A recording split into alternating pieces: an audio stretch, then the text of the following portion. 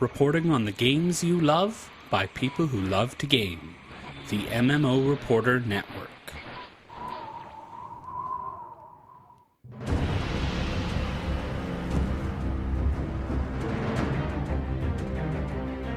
You're listening to Crowfall Reporter on the MMO Reporter Network, brought to you by Doghouse Systems. Choose your weapon with Doghouse Systems. And by Audible. Go to audiblepodcast.com/MMO Reporter to get your first month free.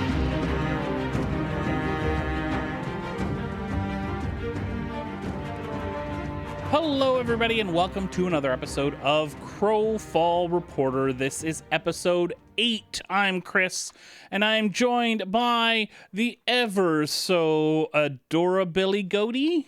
I don't know where to go with that one. Bill, how's it going tonight? I feel like we're going to have to start a new thing because adorability is one of those things that is probably good for 4 or 5 episodes, but I don't think we can build a show around it. Well, what? We're not going to have a adorable reporter now? No, that would be a pretty short run show, I think. I don't know. What have you been doing today, Bill? Yeah. Well, I got up and took care of it. Yeah. It's not really adorable when I have to describe making coffee in the morning. And no, although coffee right now sounds really good. Yeah. So really good. Here we are, episode 8. Boy, it feels like episode 7 was just right around the corner. Like, only back in like 2015 or something like that. So, yep, tis life. It's been an interesting run. Everybody's alive still. So except Matt, who is unfortunately down with a bad cough right now. Trying to not be alive, yeah. He's really trying hard, too. Yeah, well, Matt, he's 100% effort in everything he does. Including trying to die. Yeah. Yeah, so he's not joining us this week, but he will be back on the next podcast. Let's go move things along. We've got what we've done in the gaming world, and then we've got a little bit of a discussion before we move on to the news. So, Bill, what's been keeping you busy lately? Well, it's been pretty simple. Guild Wars 2 is still my main game right now. I've been trying a whole bunch of different stuff in there. I've also been popping into I played a couple turns of Civ 5 and then played a couple 200 more turns. Yeah. And so I got that going. Elite Dangerous is there. I'm still trying to, I love Elite Dangerous, but I also... It's one of those games where if you can't play for an hour, you can't play. So if you can't play for a dozen hours, you can't play. It's not quite that, but literally I can't even imagine what a play session less than an hour would look like in Elite. It just doesn't mathematically work. And that's one of the things that I'm hoping for from Crowfall is that atmosphere, that sandbox done well enough that you have to dive in head first. Not that I'm not hoping there's quick tasks that you can do if you only have a short amount of time, but I would love to have this world where I feel like I just need to be there. Well, yeah, exactly. And I'm torn on that because I love the immersion of games that require you to check in a lot and to be responsible for a bunch of things. And we're going to actually talk about some of that a little bit later in the show about how the progression of time affects your character, your role in Crowfall, but we'll get to that in a bit.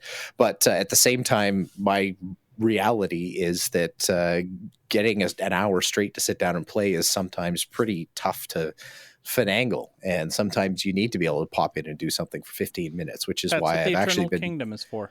Well, and that might be my Rocket League for me, because that's been my 10 to 15 minute fill lately is playing Rocket League. I'm still not quite confident enough to jump into ladder play or anything like that. I think that's a Bill issue more than a Rocket League issue. Still just bots, huh? Yeah, but anyway, it's fun. It's the closest thing to a sports game I've had in ages because EA decided that PCs were second-rate citizens when it came to the NHL series. Boo. So anyway, not that I'm bitter or anything like that. I've been looking at NHL 2016. It was on sale, but I wouldn't, even if I had a console, I wouldn't buy it because I don't want to support those turkeys for killing the PC version. Yeah, I just didn't want. Yeah. And yes, I called a real human a turkey. That's okay. This is G-rated Bill. I understand. I haven't got angry yet, so the swears are all very family friendly. Oh, good. Good. How about you, Chris? I bet you've done something a little more vicious than the occasional Rocket League I've game. played some Hunger Dome.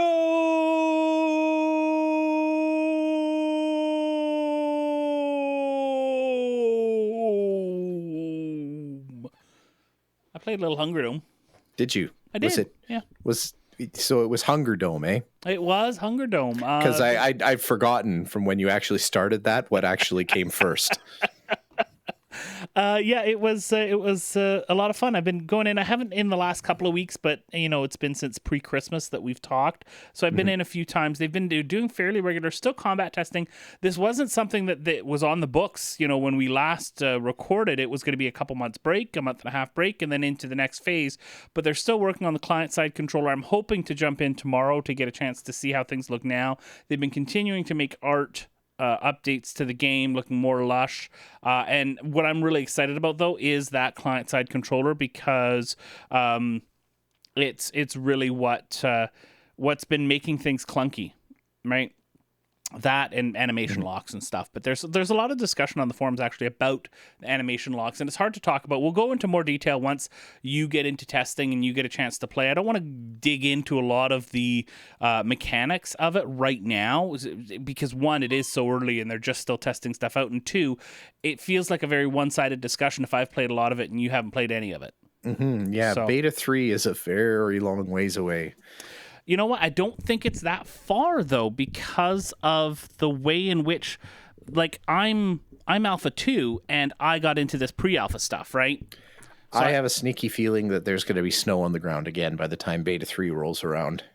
Yeah, but what I'm saying is I don't think that you're going to have to wait till Beta 3 before you get invited in. So that's my thought. Yeah, I'm trying not to get overexcited. Don't get overexcited, Bill. Yeah. Maintain expectations. So mostly still the Legionnaire. Really liking the healing and the support aspects of that character, as well as some champion is really where I've been going. But I know we'll be talking about the Ranger in a little while in the news, and that's looking like that might scratch an itch that I didn't know I had. So. It's certainly the class that most speaks to me so far. That's starting to get into the realm of things that I actually play. We'll talk about that once we get to that news item. I've also been playing a lot of Destiny. Iron Banner came out this week, and I have been trying to PvP. And the thing is, I usually don't PvP that much, but with my interest in Crowfall, I really wanted to build up my skills to get used to the whole tactical aspects, thinking on the fly, being really quick with your abilities and stuff like that. And I have been surprising myself in how well I've been doing in Iron Banner. I've been getting top of match for my team at least a few times, top score, I think 3 or 4 times, which for some people maybe I get that all the time. Well, not me. And I've been in the top 3 most of the time, and then I have a few bad matches. And I'm surprised that my strategy is working. If my team is not grouping up and working together, and usually what I'll do is if I get into a group, and I do this usually with MMO based more traditional based PvPs as well, like Rift or WoW or anything like that. If we're grouping up, I'll actually be the guy who's at the back turning around looking back. I don't get the kills, but I make sure that we don't die. And I've been doing that. So if we group up, I tend to take the back and cover our sort of forward advance as to make sure we don't get surrounded. But if our team is not working together and they're going off in all sorts of direction, I am aggressive, and it's totally not my play style. I don't think what most people who know me would think my playstyle would be, but I push, and I go, and I'm right in there, and my deaths might be a little higher, but man, my kills are way higher as well. And I tend to have a KD of usually over 1, 1.3 if I'm doing good, 1.5, 1.6. So I'm doing okay. It took a while before I got above 1. For those of you who don't know, kill death is kills to death ratio. Under 1 is more deaths than kills, and then above 1 is more kills than deaths. And I've been surprised at how well I've been doing and how much fun I've been having. I've been working up to get some new gear. They've got some new cosmetic gear, and you know me, I'm a sucker for how things look. No mounts right now, but if they had a spider mount, I'd be there just as much. You know, I think you would buy the like the wire form of a mount that might get made sometime in the next year or two. Yeah. Also, PvP-ish. I was in the Division beta and jumped into the PvP there, and one of the cool aspects of that was that no one is flagged as PvP when you go into the PvP zone. But if you attack another player, you go rogue, and then all the other players can attack you, and then you attack them. But I'm safe from all the other people who haven't gone rogue yet. So, you know, there's this whole mechanic where you have to grab these canisters and bring them back to this central location. And what would tend to happen is we'd all grab our canisters, bring them back, and call in the helicopter that hook up the canisters to, and the helicopter flies away. And then as we're hooking up and backing up, someone would turn around and start shooting everyone, and that would be the start of a big firefight for 10 minutes or so. It was a lot of fun. Division overall, interesting. I think I'll play it at launch, but Destiny's still sort of where I'm sitting right now. I love the feel of the world, though, of New York in that game, in the Division.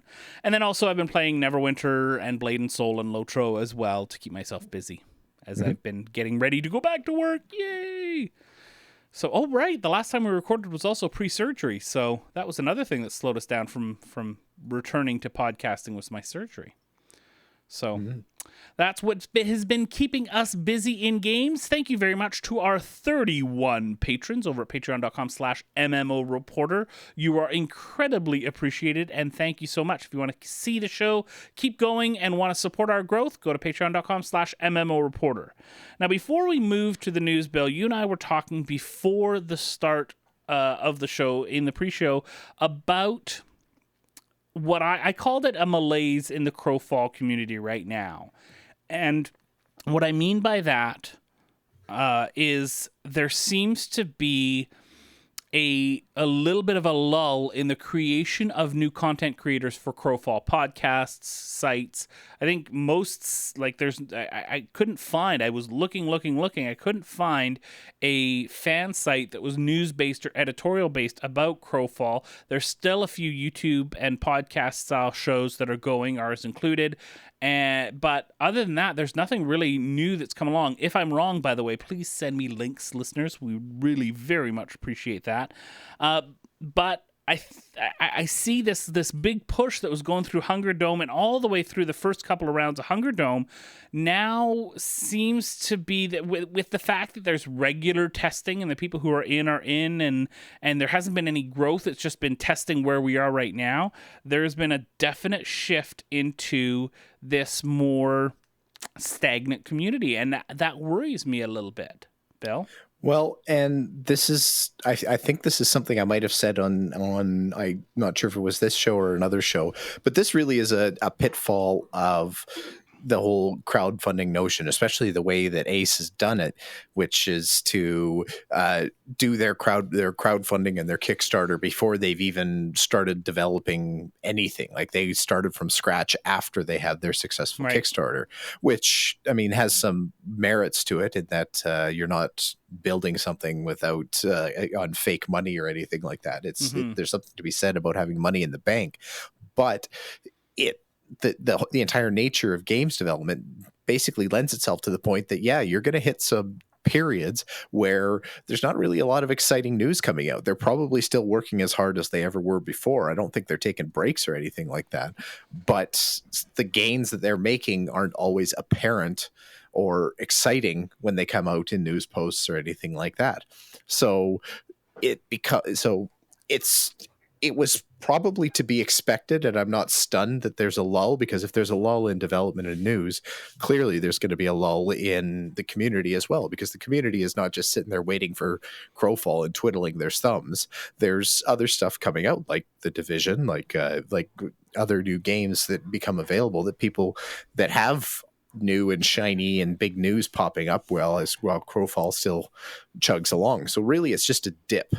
But you brought up a good point earlier when you mentioned the fact that Crowfall's got kind of this double edge that they've got to deal with. Not only do they have to deal with this lull in attention, but they also have to have the resources there to kind of pound through it, because it would be a bit of a disaster if the community kind of fell apart and Crowfall lost buzz and lost focus in terms of the community. And so they actually have to probably work harder than most publisher funded games would in order to make sure they keep their mind share when development isn't as sexy as it was, say, 6 months ago. And I wonder if the math of it would be better to keep moving as if it was traditional development, keep having the tests that they're having, not necessarily do all the front-facing, all the community-focused stuff that they're doing as far as Q&As, discussions, all that sort of stuff, lose the buzz that they're getting, and then rebuild it when, at the next phase, like a traditional game would? Or is it better to work harder now and consistently to keep the buzz a little higher than it would be for a game at this stage of development? I would bet $1, and if somebody out there is a marketing wizard that could prove me wrong, I'd be happy to hear it. But I would bet $1 that it's way, way harder to regain momentum that you've lost than to maintain what you've got. That if you could even keep it, like if you rather than just kind of let go and say, okay, poof, we're off the radar for a while, see you in 6 months, it's going to be way harder to recover from that scenario than to have them have to work a little bit harder than everybody else to try to keep what attention they've got now. And then when there's a big milestone that's easy for them to push, take the spike that comes along with that. I'm almost certain that you keep every bit of mind share that you could possibly keep, even if it requires more effort, time, and money. That's what I was thinking as well, because it's easy to, you don't just lose people from disinterest. The way it works in the gaming industry, unfortunately, it's just human nature. I think is that disinterest usually over time becomes dislike, and not dislike as in I hate that game, but you know what? I played Crowfall in testing a while back. I don't need to play it again. It wasn't great then, and it's way harder to get people back. It's almost like, how they say how important first impressions are. It's almost like the second impression is more important, because if you got excited and then you got let down, it's so much harder to get excited again, because you've already gone through the experience of being let down by product A or experience B or whatever. That's always going to be sitting in the back of your mind that, there was a reason I got bored with this. I can't remember what it was, but I definitely remember feeling bored. So yeah, it's a tough period. I can understand what's happening, but I hope they can find a way to kind of keep things spicy and keep what they've got. I think so. I hope that as we keep going forward, I hope the number one, as much of the community as possible, especially the content creating community, podcasts, video casts, YouTube channels, all that stuff. I hope it all keeps going. We'll do our best to keep that stuff going. So make sure you send us your links, a really cool video that you've seen, or a cool new fan site, cool new podcast. We want to talk about everything. We don't care about competition, all that. The higher tide rises all ships, or what's that saying? Is that right? The rising tide raises all ships. There you go. That's our thoughts. So send us the links. We want to keep things going to make sure that this is a fantastic community at launch, because we're really excited about the game. All right, let's move things along to the news.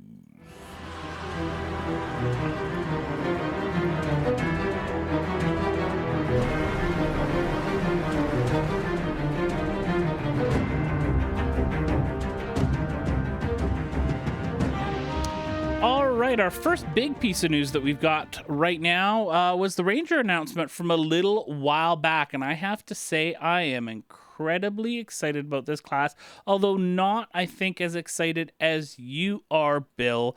A range class, something, the Confessor was ranged as well, but a little bit different, a little bit more sneaky roguelike, which I know you like to play rogues.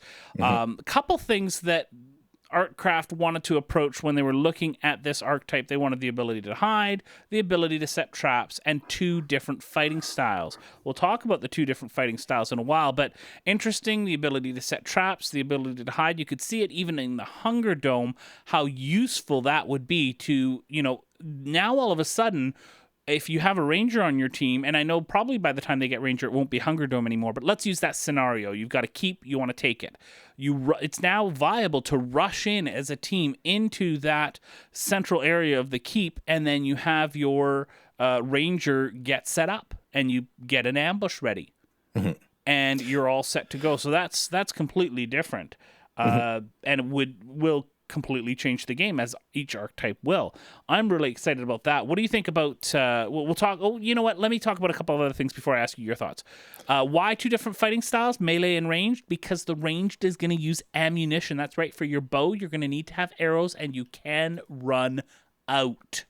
That is polarizing the community. I think there's some people from the forum posts that I've seen, there's some people that are incredibly excited about it, and there's also people that think it is the dumbest thing in the world. Well, and I have an opinion on that for sure. Okay. And I'll come to that in a sec. But yeah, first things first, stealth class. I actually see this, from what I've been reading so far, I'm seeing this as it's a ranger. Like I see this as kind of like a roaming class.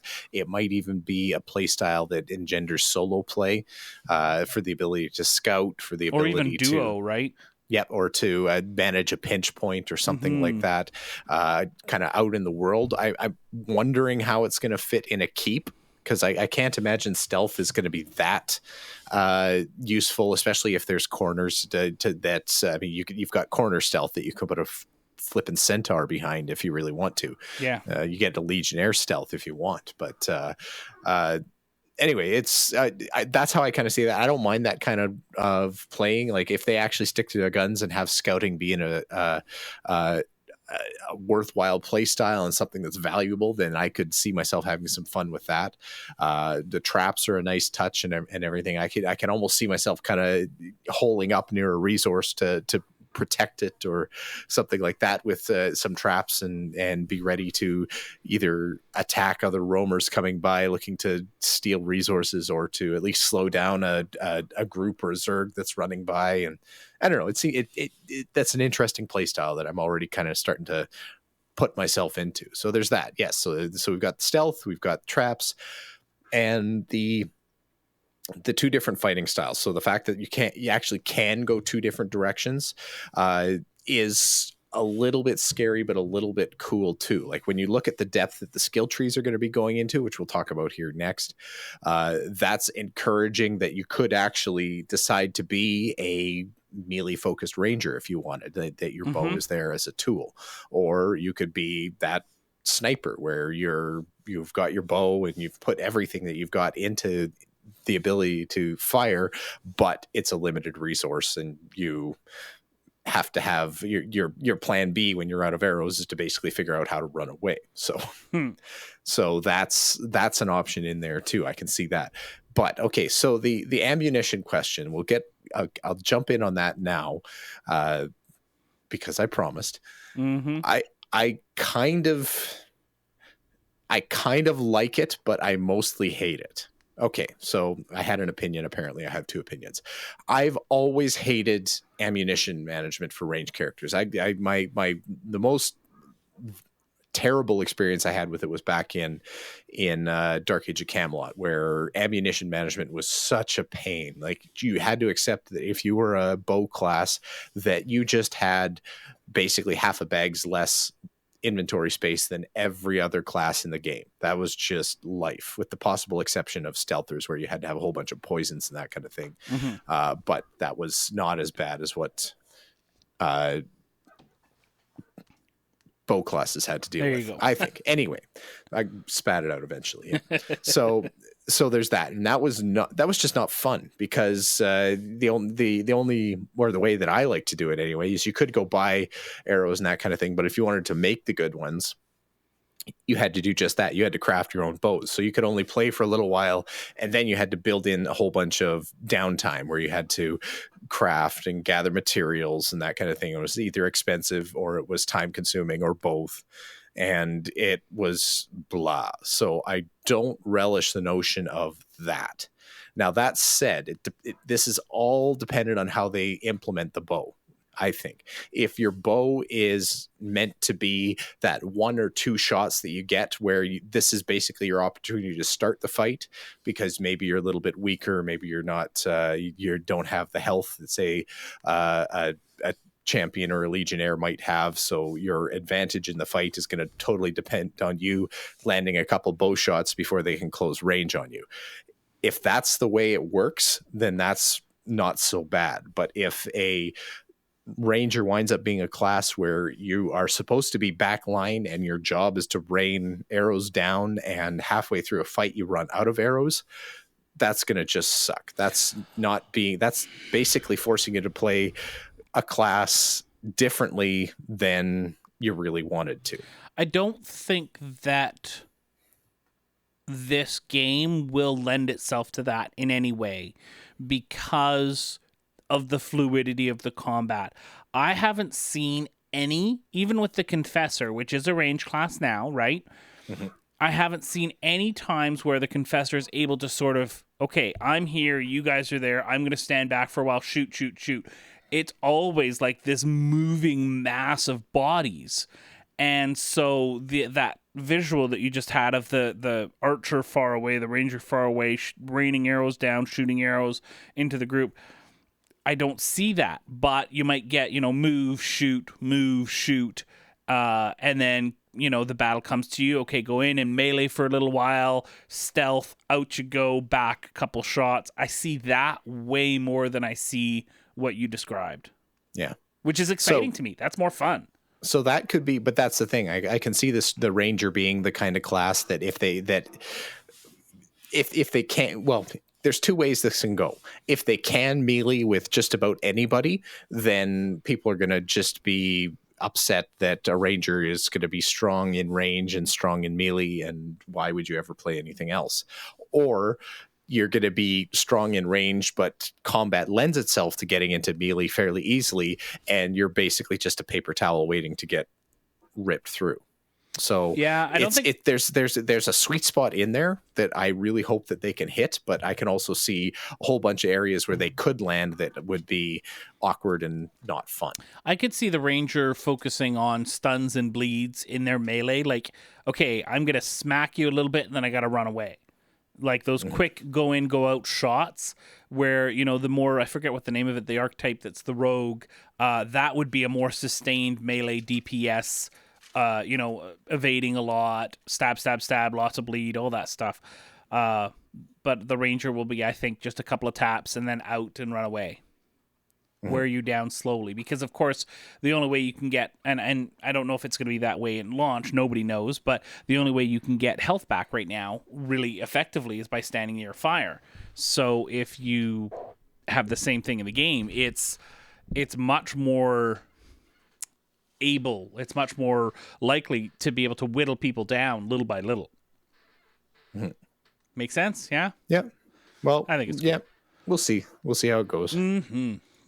All right, you got some information about the skill trees that they announced. Yeah, so they did a big post, actually over on MMORPG.com, that went through the big reveal of skill trees and posted videos describing it and that kind of thing.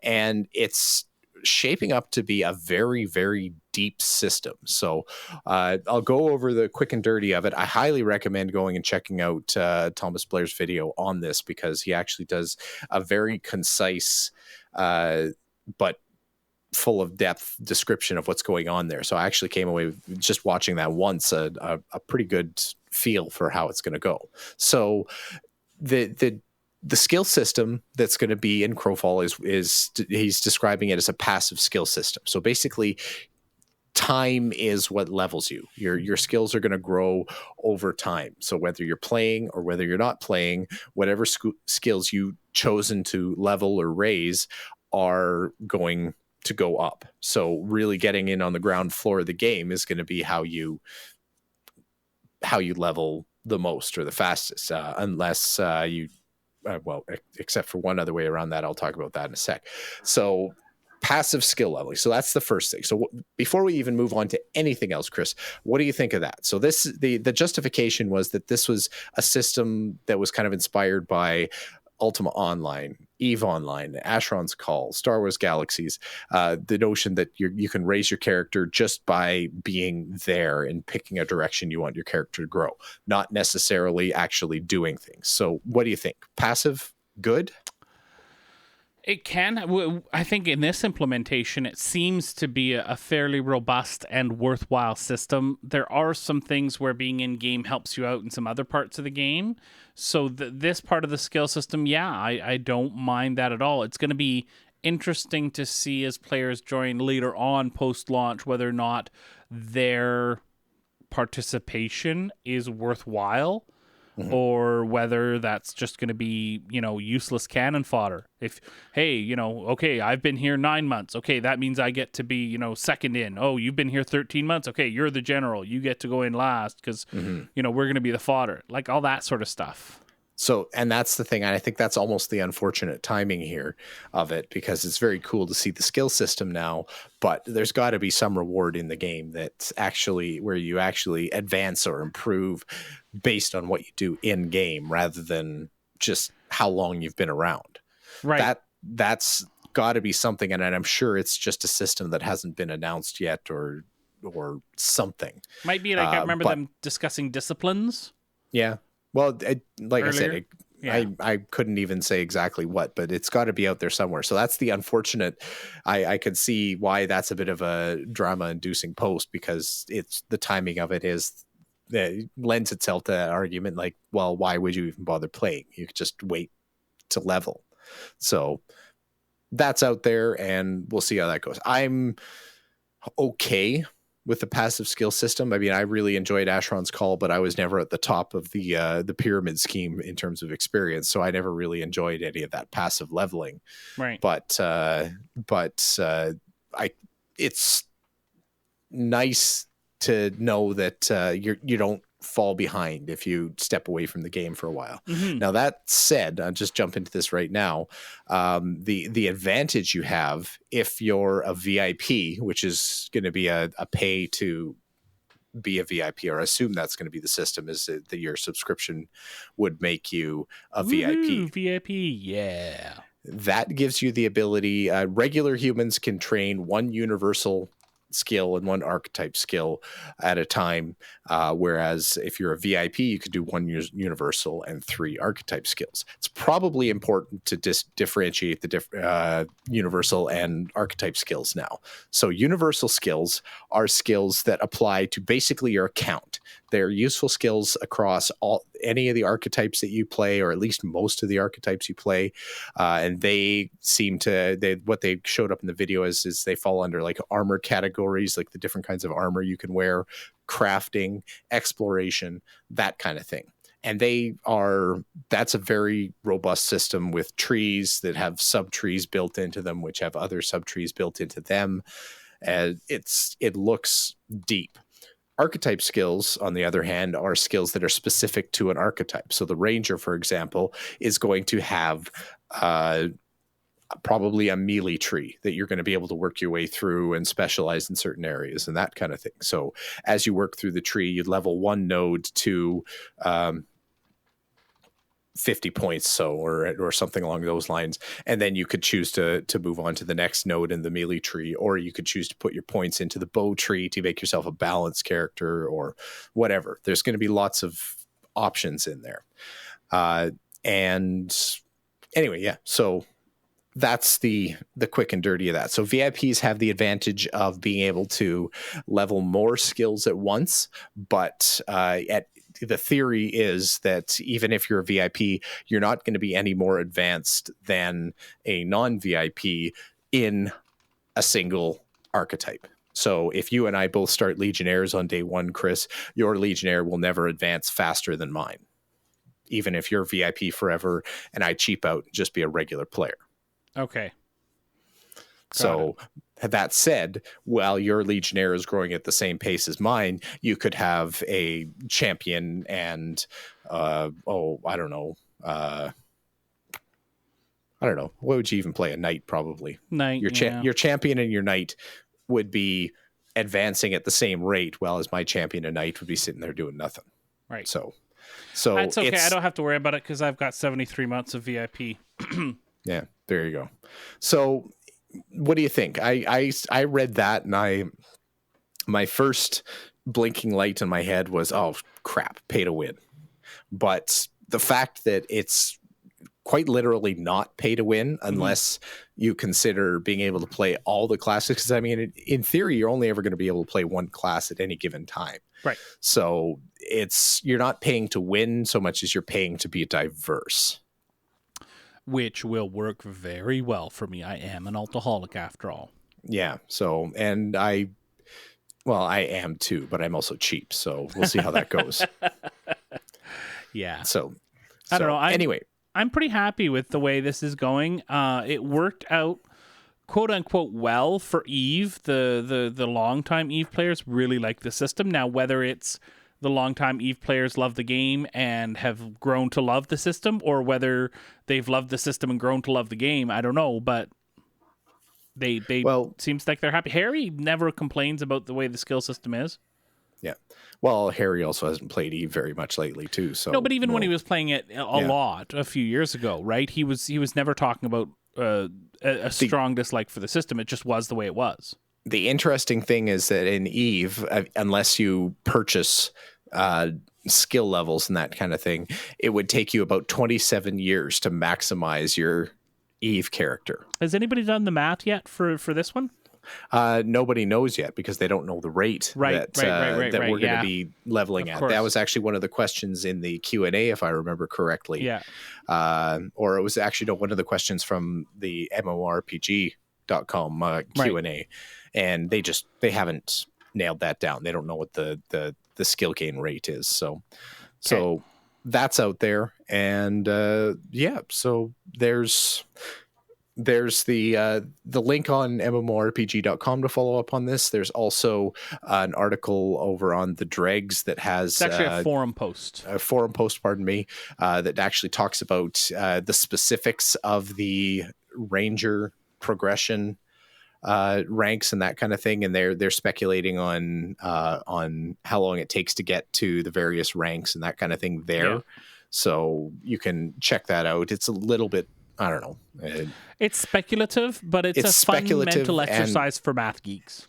Yeah. So if you're really looking to dive deep into the skill tree and see what's going on there, then that's one way to kind of see what's happening there. Mm-hmm. So that's the beginning of the skill tree, and I'm sure we're going to get more out of that. Yeah. Soon. Yeah. All right, you've got some information about the Q&A as well. Yeah. So just really quick, the Ace Q&A for February is up. I'm not going to go over every question or anything like that, but you can go and check it out. It's definitely worth a read. It's Thomas Blair and J. Todd Coleman having their usual chat. A watch, not a read. So, yes, a watch. Sorry. Heaven forbid anybody should read. Yeah. No, we don't read here. Come on. That's just dumb. All right. Where were some interesting ones? Well, just really quickly, actually, not even interesting. I just like the joke that talking about what happens at the end of the world. Which was a kind of open-ended question, but they decided to interpret it as what happens at the end of land tiles. And the obvious answer is oceans. And just oceans and the world. There's nothing in oceans. There's nothing on the other side of oceans. It's just the end. Don't ask questions about oceans. See, this is one of the things that I am most excited about with this game, and I hope that they do right, is the end of the campaigns, because as I've mentioned in every podcast I've ever done, my favorite end of beta event was Asheron's Call. And it was a big deal. It was for weeks before this meteor was coming to destroy the world, and the world went crazy, and it's built into Crowfall, into the campaigns, that the world is going to corrupt. And the world is going to become more dangerous. So as you are going into winter, into the depths of winter, and the campaign is almost over, it will and should be hell to leave your keep. And that's exciting to me. Mm-hmm. So. anyways, there's my little bit of excitement for the day. Yeah, I just like the notion that they're committed to the fact that water is stupid, and that if you go in the water, you're going to die or drown, and you just can't. There's no swimming. There's no underwater. If you're in plate mail and you go in the lake, you sink to the bottom and you don't come back up. Well, actually, I don't know that that's going to be the case, but it really should. Well, because that's one plate, of the right. That's one of the suspensions of disbelief that I've always disliked about every game is that you've got your paladin wearing 200 pounds of armor, and they just step into the water and they do a nice little graceful breaststroke across the lake, right? Instead of sinking like the stone that they actually are. Yeah, that would be interesting just to see that. All right, let's go for a swim. Okay, I think one of the biggest questions here, combat tweaks need to be done for combat. They mentioned that they're pushing back the Destructo test, all that. Yeah. So yeah, that's a ways yet. They like the progress that they've made on combat so far, but it's not a done thing, and it's going to be a permanent revision thing. But the big push that they've done for combat so far has been fruitful for them. They said they've really seen gains that were worthwhile. Yeah. Okay, and then let's end with, well, there's a whole bunch of other stuff there, so everybody should go watch it. We'll have a link in the YouTube videos, but since it links into the next one, they talked about world building tools, right? Mm-hmm. With Lego. Mm-hmm. Yeah, and not to spoil what's happening with that, but there's going to be a fancy dancy world building video to watch in that exact vein. Hey, Bill. Hey, Chris. You want to watch a fancy world building video? Oh, well, that's a good idea. What could it possibly be about? World building. Oh, of course. Yeah, so John O'Neill, the environment art lead, takes us through an example of how they build the world in Crowfall. You actually get to see a pretty large swath of land here, as he's pretty high up in this chunk that he seems to be building right now, and it's really interesting to see sort of a larger scale idea of the environment. Just shows some of the cool tools and processes around building maps, Eternal Kingdoms, keeps, etc. Kind of going along with the video they released a little while ago with their little cardboard cutouts of putting different parts of keeps around different places, which I thought was also very interesting. I love world building stuff. A few years ago, I got to talk to the developers of WildStar who were in charge of the world building, which it was funny. The pair of people who were most in charge for it were a husband and wife team. This is for WildStar, and the wife was the coder and the husband was the builder. And so they were a team. So they did a presentation about world building. You can look it up on our old PAX videos for WildStar.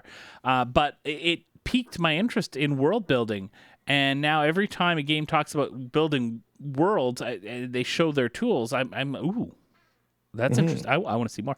That looks like a golf course right now, by the way. Just saying. Not a golf course I'd want to play. Maybe one of those like old school Scottish courses. Yeah. like the Robin Williams describing golf, the start of golf. If you haven't ever seen it, go search it. Yeah. Yeah. What did you think of the video, Bill? Honestly, I was a little bit bored. Oh, really? It's the kind of thing where the tools are interesting to me, and I like the what's the word I'm looking for here? I like the toolsiness of it, like the what you can create and that kind of thing. It's the kind of thing that I would have fun playing with, but watching other people do it, it was just a little bit. It wasn't what I liked. Well, I liked it. So if you are not into the tech side of building a game, this probably isn't the video for you. This is not going to tell you about how it's going to be to play in WildStar. This is telling you about what they're doing to build the world. That's it. Don't expect more. Do you think that's accurate, Bill? That's pretty much the case. Yep. There you go. Okay, let's move along to our last story of the news, and this is one that kind of surprised me a lot. Tully Ackland has left Artcraft for another project. Dun, dun, dun. All right, we're putting money down here. This is on the MMO Reporter Network. Crowfall Reporter is. So we do pride ourselves on baseless speculation. So, Bill, Where do you think this is going? Oh, I don't know where it's going with Crowfall or where it's going with Tully. Where do you think you went? I know you have a thought. There's been a lot of noise in the last couple months about people getting hired over to Amazon to work on whatever the heck Amazon is works up with on. that, right? Amazon does everything. Like have you ever watched or have you watched Mr. Robot yet? Yes. I feel like Amazon is really going for Evil Corp. That's where they want to be. They're going to be your bank, your store, your everything. Like anything you buy, if you have money, it's going to Evil Corp one way or the other, or to Amazon. That's interesting. That's it's weird to think that that's where they're going is in game development, but apparently it's what they're doing. So. Well, it seems to be a very amicable split. Lots of friendly tweets back and forth and positive messages. One thing that was brought up on the official forums, though, was that this is now the 6th departure from Artcraft in the last few months. We've had 5 other employees changed from working on the game to alumni of the company. And... really, I think the biggest thing to take out of this is I'm not worried in the slightest. People move companies all the time, especially in development. And it's not like, if it was acrimonious or if it was, if there was other signs, then I might be concerned. But I think this is just your average motion. Stuff's happening, and I mean, it's sad to see. I mean, they built a lot of the community stuff around Tully, like a lot of the video. Like he seemed like he was in at least a couple important development videos every month, and he'd obviously become a little bit of a fixture in terms of the content that they were producing. So it's unfortunate to see him go, but I'm not thinking. I don't think it's the end of Crowfall or anything like that. No, not at all. No. Not even in the slightest. Okay, if our listeners think differently, let us know. What do you think this means? I don't think it means anything. Let's mention our sponsors real quick. Audible. Go to audiblepodcast.com/MMO Reporter if you want to sign up for their 1 book a month subscription plan, and you will get a free month of service. And our friends over at Doghouse, go to doghousesystems.com, use the coupon code MMO Reporter, and you can add a free 120 gig solid state drive, or as they call it over on Guild Wars Reporter, Super Star Destroyer, with your purchase. So you can get a 120 gig Super Star Destroyer, Bill. Don't you want a 120 gig Super Star Destroyer? Well, I don't want to destroy the stars, though. They're our friends. We need them. But it's a Super Star Destroyer. It's super. It helps people. No? Right. No. I'd need, if I was going to justify destroying entire stars and the civilizations that depend on them, I'd need at least 240 gigabytes from it. Okay, I understand completely. So there you go. There's our sponsors. You want to support the show? Check those out, including our Patreon page, patreon.com/MMO Reporter. Let's move on to the community.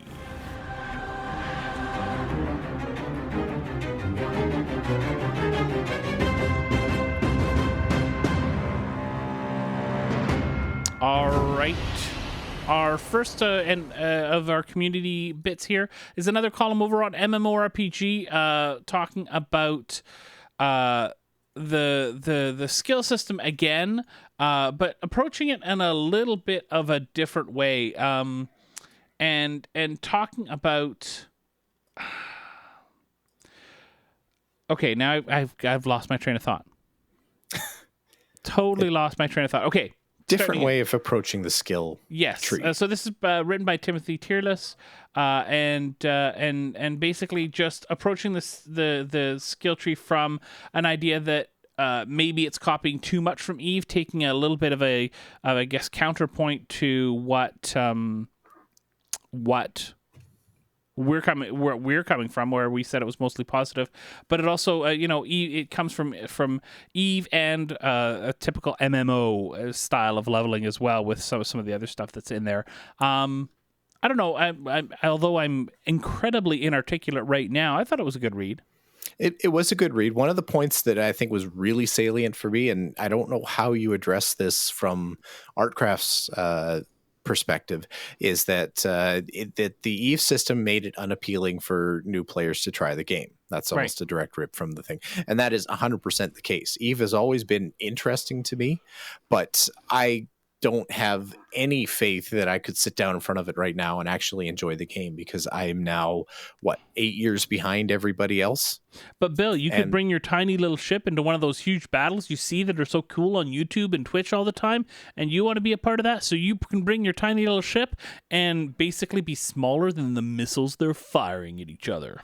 Exactly. Like that's the risk. And I mean, that doesn't necessarily hurt even in the first 6 months of the game, but 3 years from now, if Crowfall is trying to make it while new games are trying to eat its lunch and everything like that, and new players look at Crowfall and say, oh, time-based, I'm officially going to be a noob forever because everybody else is already leveled 3 years ahead of me. Yeah. That's a tough pill to swallow. And that's where I think your merit or your participation leveling is probably a more viable system. Like my favorite way of leveling is actually skill use. Like, I think your skills should get better as you use them. And I haven't really seen a game do that well since, I guess probably Ultima Online. I don't know. I didn't even play Ultima Online. I only read about it, but I haven't really seen anybody do that system in a very satisfying way, where if the only thing you want to be good at is Sword 2, you just put a rock on the number 2 key and you run around and you're going to be the best Sword 2 guy ever. You won't be good at anything else, but you could do Sword 2. But Sword 2 is pretty cool. Yeah. Well, if you got to be good at something, right? Yeah, exactly. Okay, and then there's another message here. Why don't you talk us through the change to the backer upgrades and packages and stuff? So this is just a final warning for everyone, and I'm not sure if you get this before or if you get the show before this happens, but February 28th, end of day, February 28th, you will no longer be able to upgrade your Kickstarter package. So if you're a Kickstarter backer, you will not be able to apply one of the 2015 upgrades to your account anymore after February 28th. This is the absolute deadline. You will be stuck with the 2016 packages after that, which are not as good, apparently. So just keep that in mind. If you wanted to upgrade, you got to do it in the next couple days. Otherwise, you're into 2016. I like that there's less and less being given for the same amount of money. The further from the Kickstarter you get, the more into development you get, the less of a risk that it is, the less your reward. So there you go. It gets really confusing, and this is the thing that I don't like about it. It's what I don't like about Star Citizen. It's hard to track what you actually bought. And to be fair, your account page actually does a pretty good job of telling you what you actually own with the package that you've backed and everything like that. So it's not as bad as some other games out there. But I really like the notion of you buy the game and you get the game. And I realize that doesn't help with the whole Kickstarter model and that you need your elite tiers and everything like that. That's fine. But in the end, when the game is out, having a zillion different packages out there is going to be confusing and really hard to deal with. And it's going to scare, I'm certain it'll scare people away. I mean, I'm already in the game now. So they don't have to sell me again unless they want me to upgrade, but there's not what we're here. But they're not just adding packages, right? They're removing as every time they add. So there's no other choice. There's only what's available right now. But the historical is still there. People are going to know what packages were out there. Google is going to save that for you because that's just what Google does. Right. And the more you do, the more you change, the more you shift the offering, the more confusing it winds up being for people who are interested and want to look into it. Okay. You should be able to sit down and look and see, oh, here's 1, 2, 3 options, something like that, and be able to weigh your benefits and costs and everything and make a decision. When you've got a dozen different options and different packages, and some have expired and others are going to expire in a few months and others will never expire, and it becomes work for it. It becomes work to actually buy your product, and that's the part that shouldn't be work. It should be dirt easy to buy your product, and that's it. Like, barrier to entry should be absolutely minimal, and I don't feel like what they've done so far is really keeping a low barrier to entry. Right. Yeah, I understand. I don't necessarily feel as strongly about it as you do, but I think I understand where you're coming from. All right, I think that is our show. If you have a new Fansider podcast, as we mentioned before, and you're joining the community, or you hear about one, please let us know. We'd love to share the news and let everybody know. Don't forget to check out our sponsors as well as our Patreon page, patreon.com/MMO Reporter. Bill, if they do want to let us know about all the amazing things happening in the community, how can they get a hold of us? Oh, there's a whole bunch of different ways. And those would be? Oh, you wanted me to list them? If okay. you don't mind. So you could go over to the MMOreporter.com website for the central hub of everything MMO Reporter. You can tweet at any of the Crowfall podcasters, either at Crowfall Podcast or at Almazar for Chris, at MMO Bill for yours truly, or at MMO Matty for the absent Matt. Head over to YouTube, youtube.com/MMO Reporter Network for any videos that we've posted. As I imagine we're probably going to get some Crowfall playtime in there from whoever has that alpha access that gets them into the test sessions. I don't know who that could possibly be, but sure as hell not me. And finally, head over to facebook.com/MMO Reporter to Facebook at your MMO Reporter buddies. It's been an absolute pleasure chatting with you about Crowfall this week, Bill. Yeah, this week, this month, this year. This happened, no decade. No, we've talked in this decade. Never mind. That didn't make any sense. Hey, Bill, thanks a lot. It was a lot of fun. Oh, likewise. And thanks to all of you for listening or watching the show. We sure appreciate you doing so. Don't forget to check out our sponsors on our Patreon page and all that good stuff, as well as all the other podcasts on the MMO Reporter Network. We hope that you enjoyed this show, but most importantly, we can't wait to see you in game.